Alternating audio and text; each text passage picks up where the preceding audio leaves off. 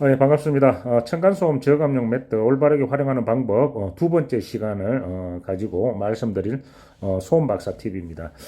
이 층간소음 시중에 현장에 또는 가정에 이런 어떤 층간소음 저감용 매트가 굉장히 많이 활용이 되고 있는데 이 매트 부분 자체를 과연 어떻게 하면은 활용을 잘할 수 있을 것인가? 그러니까 소음 저감에 층간소음 저감의 100%의 저감 효과를 조금 누릴 수 있을 것인가?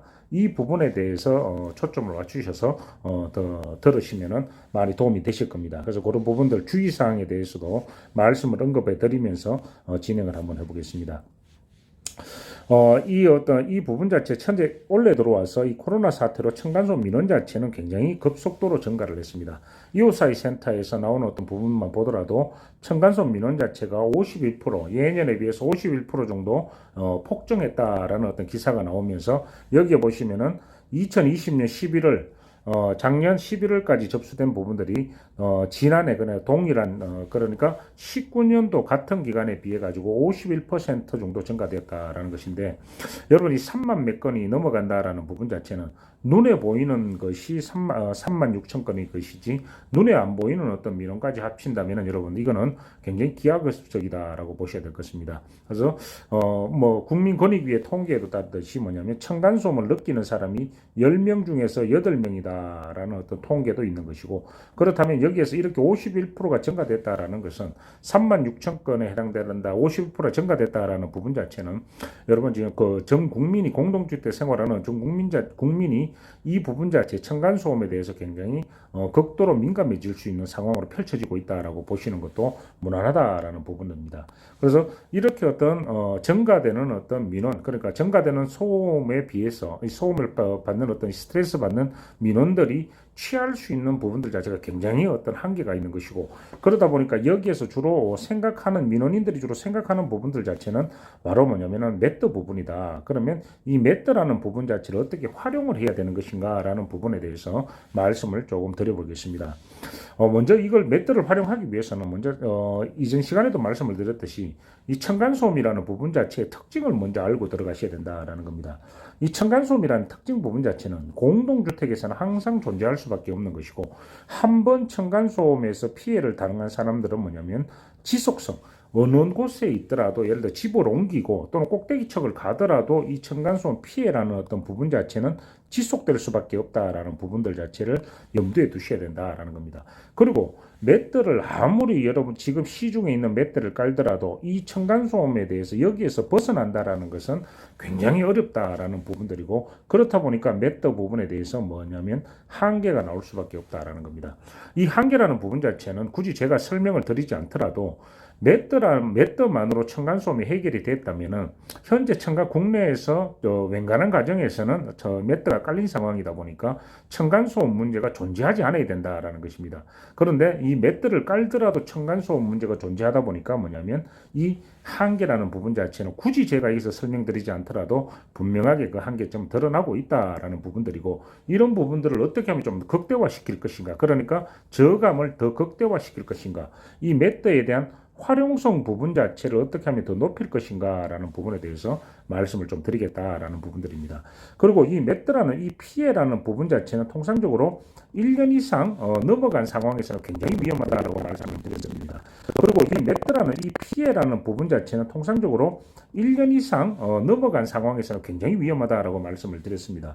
그래서 폭행과 살인이 이제 주로 생각이 들 때가 많은 것이고 그러다 보니까 위아래층에서 직접 부딪혀서는 안 되는 부분들이 발생이 된다라는 부분들로 이전 시간에 상세하게 한번 설명을 드린 어떤 몇 차례 가서 설명을 좀 드렸습니다. 그래서 오늘은 이런 부분들보다는 과연 이런 어떤 1년이 넘어가든 1년이 되지 않는 어떤 일반적인 상황이든지 간에 매트 부분을 어떻게 활용할 것인가라는 부분에 대해서 말씀을 좀 드려보겠습니다.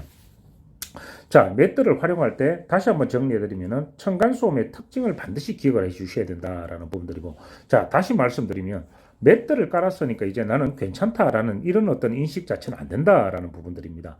그리고 매트의 한계점을 분명하게 인지를 해주셔야 된다.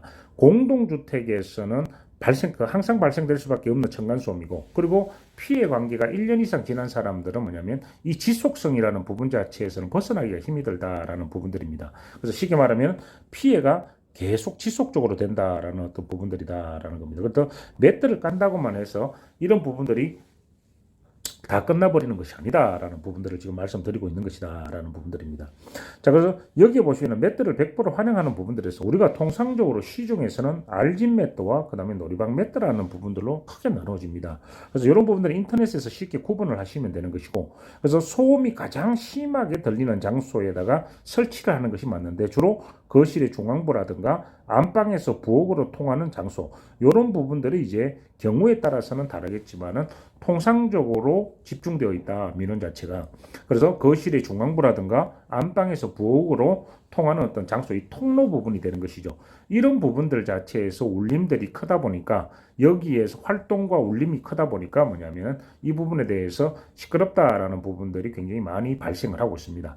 근데 일반적으로 아래층 사람이든 위층 사람이든 그냥 일반적인 생활하면서 듣기에는 과연 어디에서 소리가 나는 건지 모르는, 어느 부분이 집중되는지 잘 모르는 경우들이 많습니다. 자, 그렇다 보니까 이거는 한번 활용을 해보시면 굉장히 도움을 받으실 것이다 라는 부분들입니다. 자, 이 매트라는 부분 자체를 최대한 활용을 하기 위해서는 여러분들이 몇 가지 명심을 하셔야 될 것은, 첫 번째 뭐냐면은 이 매트라는 부분, 여기에서 말씀을 드린 부분들 이외에 이 매트라는 부분 자체의 활용성을 높이기 위해서는 뭐냐면, 이 매트 부분 자체를 깔 때 반드시 어떻게 해야 되냐면은 아래층에 확인을 시켜줘야 된다라고 몇 번에 대해서 강조를 드렸습니다. 그리고 두 번째 부분 자체는 뭐냐면은 이 매트 부분 자체를 깐 부분을 사진이든 뭐든 활용을 시켜줘야 되는 것이고, 1년이 넘어가신 분들한테는 뭐냐면 1년이 초과되신 분들한테 피해 기간이 초과됐다면은 이 부분자는 직접 문자를 5층에 1년이 넘어갔다면 6층에서 직접 문자를 보내는 것보다는 이를 관리소를 통하든 층간소음 관리위원회를 통하든 이런 어떤 상담사를 통해 가지고 전달을 시키는 것이 좋다라는 부분들입니다. 그리고 또 한 부분 자체는 뭐냐면은 반드시 중간에 층간소음 관리위원회든 상담 전문가가 낀 상태에서 매트를 깔고 난 다음에 뭐냐면 상호 확인을 할 필요가 있다라는 겁니다. 여기서 상호 확인이라는 것은 위층에서 매트를 깔고 난 다음에 위층 6층 사람이 5층으로 내려와서 이 소리 자체를 같이 한번 뭐냐면은 청취를 할 필요가 있다라는 것이죠. 위층에서 아이들도 뛰어보게 하고, 그 다음에 뭐냐면 걸어보게 하고, 이런 어른이 걸어보게 하고, 이런 어떤 부분들을 통해 가지고 활용을 하실 필요가 있다라는 부분입니다. 이렇게만 하더라도 아마 여러분들 이 층간소음에 대해서 민원 자체가 굉장히 10건 중에서 5, 6건 정도는 줄일 수 있는 효과를 누릴 수가 있을 것이다 라는 겁니다. 자, 그런데 이런 부분들이 쉽지가 않다면 지금 현재 뭐냐면 여기에 나와 있는 이런 부분들을 활용을 한번 해보시는 게 좋다라는 겁니다. 얇든 두껍든 상관이 없이, 그 다음에 가격에 상관없이 거실의 중앙부에 집중적으로 까시고, 그리고 안방과 부엌으로 통하는 통로 쪽에 까시고, 여기 한 단계 더 나간다면 지난 시간에 말씀을 드렸듯이 뭐냐면 특히 부엌 부분에다가 이런 매트를 하나 깔아 두신다면은 현재 아래층에서 올라오는 민원의 강도가 굉장히 현저하게 줄어들 수 있을 것이다라는 어떤 부분들을 아마 여러분들 기억하시는 게 좋을 것 같습니다. 예, 오늘은 여기까지가 이제 뭐냐면 오늘 말씀드린 층간소음 저감용 매트 올바르게 활용하는 두 번째 시간에 대해서 말씀을 드렸습니다. 예, 다음에는 지금 현재 급변하고 있는 층간소음에 대응을 하기 위해서 기업들이다 또는 일반 쪽에서 어떻게 움직이고 있는지 이런 부분들도 한번 섞어서 말씀을